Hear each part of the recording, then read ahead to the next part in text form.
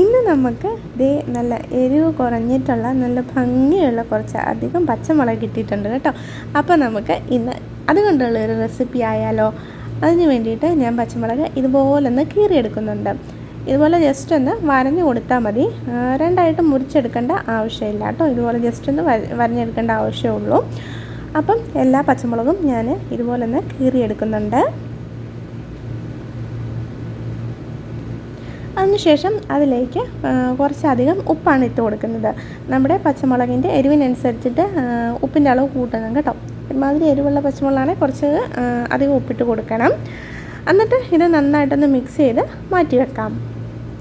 അതിനുശേഷം ഒരു പാൻ ചൂടായി അതിലേക്ക് കുറച്ച് എണ്ണ ഒഴിച്ചതിന് ശേഷം, വെളിച്ചെണ്ണ അല്ല കേട്ടോ, പാം ഓയിലോ അല്ലെങ്കിൽ സൺഫ്ലവറോ അങ്ങനെ എന്തെങ്കിലും ഒഴിച്ച് കൊടുക്കാവൂ.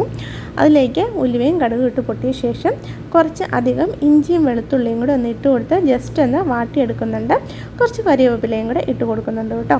അതിനുശേഷം പൊടിയായിട്ട് നമ്മൾ ചേർത്ത് കൊടുക്കുന്നത് മഞ്ഞൾപ്പൊടിയാണ്. മഞ്ഞൾപ്പൊടി ഇട്ട് നന്നായിട്ടൊന്ന് മിക്സ് ചെയ്ത ശേഷം ഇതിൻ്റെ പച്ചക്കുത്തൊക്കെ ഒന്ന് മാറി വരുമ്പോഴേക്ക് ഒരു കുറച്ച് അധികം കായം കൂടെ ചേർത്ത് കൊടുക്കുന്നുണ്ട്. അപ്പോൾ ഇപ്പം തന്നെ എല്ലാവർക്കും മനസ്സിലായിട്ടുണ്ടാവും നമ്മളിവിടെ അടിപൊളിയായിട്ടുള്ള പച്ചമുളക് അച്ചാറാണ് കേട്ടോ ഇടുന്നത്.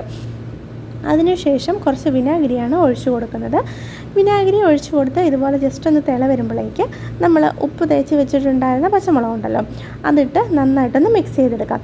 ഈ സമയം വേണമെങ്കിൽ നമ്മുടെ എരിവും പുളിപ്പും ഒക്കെ ഒന്ന് ബാലൻസ് ചെയ്യാൻ വേണ്ടിയിട്ട് കുറച്ച് പഞ്ചസാരയും കൂടെ വേണമെങ്കിൽ ചേർത്ത് കൊടുക്കാം കേട്ടോ. ഇനി ഇങ്ങനെ തന്നെ കഴിക്കാനും നല്ല ടേസ്റ്റാണ്. ഇനിയുണ്ടല്ലോ, ഇതൊരു ഒരാഴ്ചയൊക്കെ ഇരുന്ന് കഴിയുമ്പോൾ ഉണ്ടല്ലോ, എൻ്റെ പൊന്നേ, കഞ്ഞിയുടെ കൂടെയും ചോറിൻ്റെ കൂടെയൊക്കെ കഴിക്കാൻ അടിപൊളി ടേസ്റ്റാണ് കേട്ടോ. അപ്പോൾ എല്ലാവരും ഒന്ന് ട്രൈ ചെയ്ത് നോക്കണേ.